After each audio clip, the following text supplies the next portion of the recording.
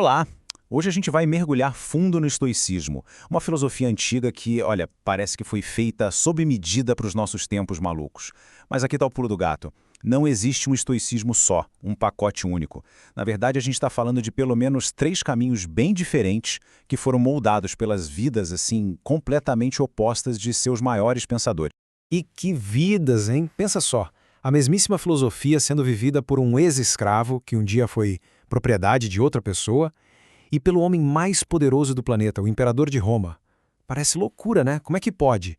Pois é justamente essa tensão, esse contraste absurdo que faz o estoicismo ser tão fascinante e, mais importante, tão útil para qualquer pessoa. Então, o nosso roteiro de hoje é o seguinte: a gente vai comparar esses 3 gigantes do estoicismo e entender qual deles serve melhor para cada fase da vida. Vamos pegar um kit de ferramentas bem prático e, no final, aprender como se constrói essa tal de fortaleza interna. Bora lá? Para a gente entender de verdade essa filosofia, o primeiro passo é colocar os 3 maiores nomes do estoicismo romano lado a lado. Sêneca, que era o conselheiro, Epicteto, o mestre, e Marco Aurélio, o imperador. E olha só que interessante essa tabela. Fica muito claro como a vida de cada um definiu a filosofia deles. Sêneca, um aristocrata podre de rico, tem aquele estilo elegante, sabe, convincente. Já o Epicteto, que foi escravo, é direto ao ponto, rigoroso, sem firula nenhuma. E o Marco Aurélio, o imperador, escreve de um jeito super íntimo, quase como um desabafo melancólico. E o foco deles também muda, claro. Sêneca está sempre falando sobre o tempo, Epicteto sobre a liberdade da mente e Marco Aurélio sobre o dever. E aqui que está a sacada principal. Cada um deles é como uma ferramenta diferente numa caixa.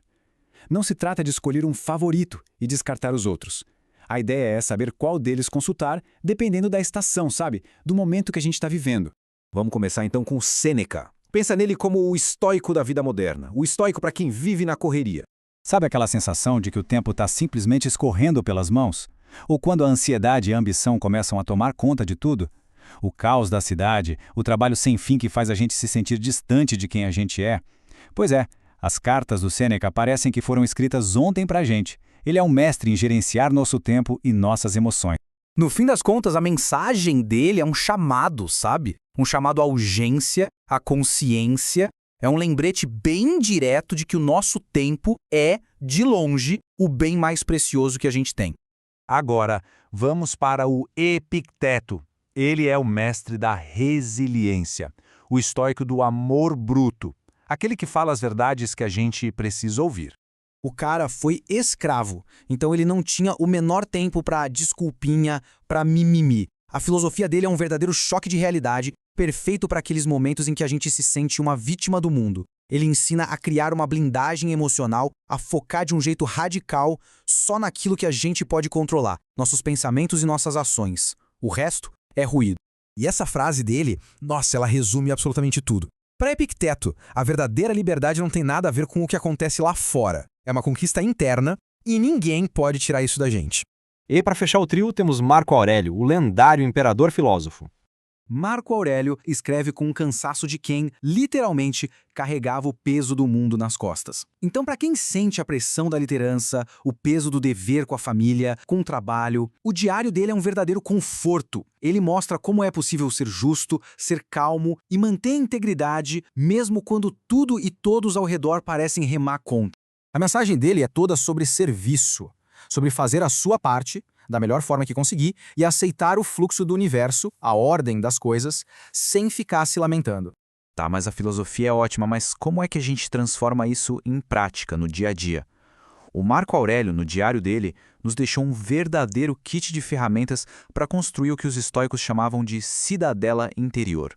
São 3 exercícios bem simples, mas muito poderosos. Primeiro, a antecipação matinal. É preparar a mente logo cedo para as pessoas difíceis e os problemas que a gente pode encontrar. Segundo, a visão do alto. É tipo dar um zoom out, olhar para os nossos problemas de uma perspectiva cósmica, para ver como eles são pequenos. E terceiro, o filtro essencial. É se perguntar o tempo todo, isso é realmente necessário? Para cortar tudo que é supérfluo. E esse primeiro passo é simplesmente genial. Ao acordar, a gente já antecipa que vai lidar com gente complicada. O objetivo é eliminar o fator surpresa. Quando o problema acontece, o pensamento não é "nossa, não acredito que fulano fez isso", mas sim "ah, tá aí, exatamente como previsto. Isso devolve o controle para a gente. E todas essas ferramentas, no fim das contas, servem para uma única coisa: construir essa tal cidadela interior, que é o grande objetivo da prática estoica. A lição fundamental do estoicismo, se a gente pudesse resumir, é essa. O nosso poder não está em controlar o que acontece do lado de fora. Isso é impossível. O nosso poder está em controlar como a gente responde a isso. A escolha é sempre, sempre nossa. E essa citação do Marco Aurélio amarra tudo de um jeito perfeito. A qualidade do nosso mundo interior é o que vai determinar a qualidade da nossa vida. É uma ideia tão simples, mas ao mesmo tempo profundamente transformadora. E assim, a nossa análise de hoje termina com uma pergunta que fica no ar para reflexão. Olhando para esses três gigantes, Sêneca, Epicteto e Marco Aurélio, qual deles fala mais alto para o momento que estamos vivendo agora? O conselheiro do tempo, o mestre da resiliência ou o imperador do dever? A resposta talvez seja a chave para navegar os desafios que estão bem na nossa frente.